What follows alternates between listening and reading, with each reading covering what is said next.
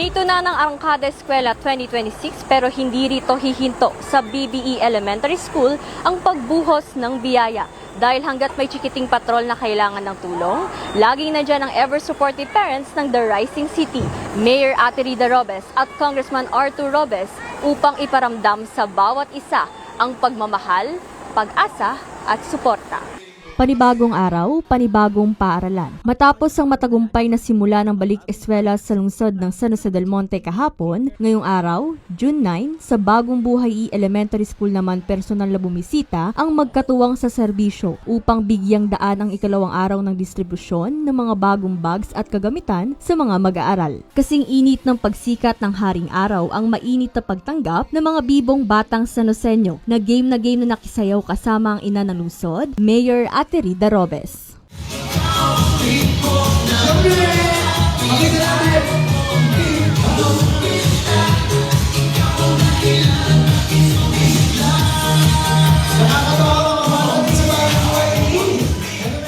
Kagaya ng mga chikiting patrol, masayang nakibahagi rin ang mga magulang kasama ang mga guro at punong guro. Punong-puno ng pasasalamat dahil sa regalong natanggap ng mga chikiting patrol at sa almusal mula sa kusina ni Maria. Masaya ako para sa mga bata kasi nabigyan ng mga opportunity ng mga bata na magkaroon sila ng mga school supply kasi syempre hindi naman lahat ng bata nagkakaroon nito. So talagang sobrang saya namin kaya nga nandito kami mga parents na tumutulong talaga magpamigay sa mga bawat room and grade level ng mga ng school natin. Maraming salamat kasi binigyan niya ng pansin yung mga batang nandito sa Bagong Buhay Elementary School na pagkalooban ng mga gamit na magagamit nila sa paaralan. So ngayong umaga, sobrang saya at galak ng aking puso dahil ang ating City Mayor and ating Congressman ay nakapaghatid ng malaking tulong para sa ating mga mag-aaral dito sa Bagong Buhay Elementary School. Yung kanilang pagbibigay ng mga school supplies ay malaking tulong din sa ating mga magulang. Kami po, sa pamunuan po ng Bagong Buhay kasama ng ating mga guro, ay lubos na nagpapasalamat sa ating mag-asawang handang tumulong para sa ating mga batang San Joseño. Ipagpatuloy po ninyo ang inyong pagbibigay halaga at pagkalinga sa amin dahil sa inyo pong leadership, kami pong mga guro sa paaralan ay na-inspire na gawin din ng doble ang pagkalinga at pagmamalasakit sa ating mga mag-aaral. Pinangunahan ni Mayor Ate Rida Robes at Congressman Arthur B. Robes kasama sina Schools Division Superintendent Dr. Leonardo Canlas, pamahalang barangay ng Fatima 3 at ang bawat isang bumubuo sa DepEd CSJDM Community at Bagong Buhay Elementary School ang pamimigay ng bagong bag at gamit sa paaralan sa umagang programa. Kahapon ay napakasaya ng buhay kasi nagsimula tayo ng balik eskwela na pagpimigay ng ating mga school kids o school bags. Pero may nangyari sa ibang lugar. Nakita ko sa school opening ng ating eskwela sa bandang Mindanao. Grabe ang lindol. Dapat pag-pray natin na walang ganyan kasi it will really destroy our lives. So, SCS, maraming salamat for this wonderful day. It is a blessing of love and life dahil may silver lining pa tayo.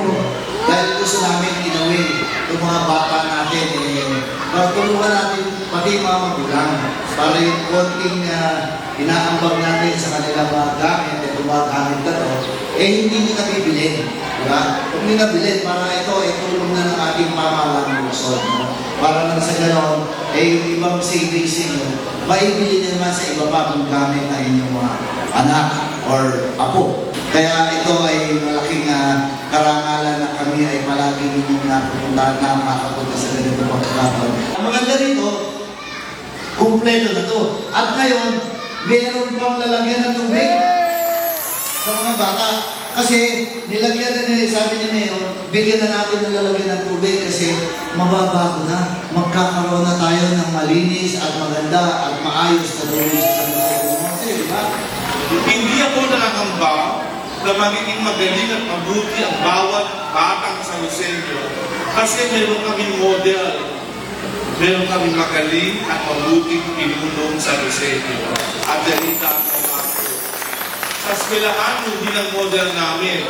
Magaling at mabuting pamumuno magaling at mabuting pagtuturo, ito'y magbubunga ng magaling at mabubuting batang San Lucenyo. Nagpapasalamat po kami at ipinagmamalaki namin sa lahat ng kasama namin kahit pa kami nagko-konferensya, kami doon ang mga bag libre.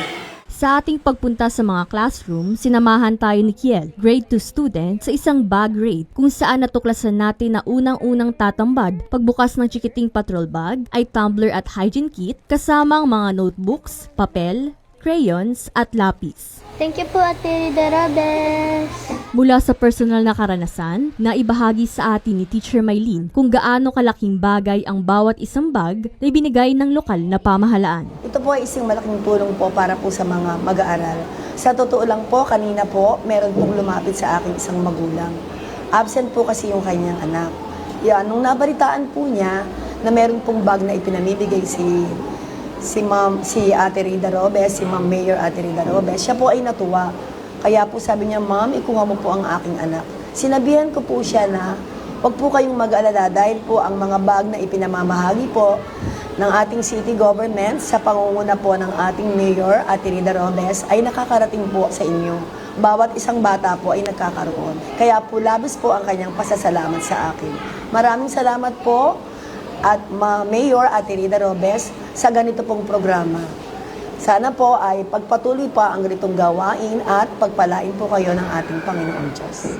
Bukod sa BBE Elementary School, lumibot ang Team Arangkada Eskwela 2026 sa elementary schools ng Marangal, Francisco Homes, Gumao, Kaypian, Giho, San Jose del Monte Heights at Graceville sa umaga, habang sa Bagong Buhay 1 Elementary School, Bagong Buhay B Integrated School, Towerville Elementary School at Goldenville Elementary School naman umarangkada ang pamamahagi sa hapon. Full force din ang mga konsehal ng City Council sa pangunguna ni Vice Mayor Arlene Bartolome Arsiaga at mga kawani ng pamahalang barangay sa pamumuno ng kani-kanilang punong barangay sa pagbaba sa bawat paaralan sa lungsod upang bayanihang mailapit sa kabuang bilang na 27,533 na batang San Joseño ang full pack year sa pagpapatuloy ng klase ngayong taong panuruan. Bagong araw, bagong buhay, bagong pagkakataon para muling magbunga ang bayanihan sa paaralan. Sa tuloy-tuloy na pagsisikap ng lokal na pamahalaan na maisulong ang dekalidad na edukasyon sa The Rising City, katuwang ang buong pamunuan ng DepEd CSJDM, laging namumutawi ang pasasalamat sa puso ng bawat pamilyang San Joseño. Para sa kabataan, para sa bawat chikiting patrol na pag-asa ng bayan.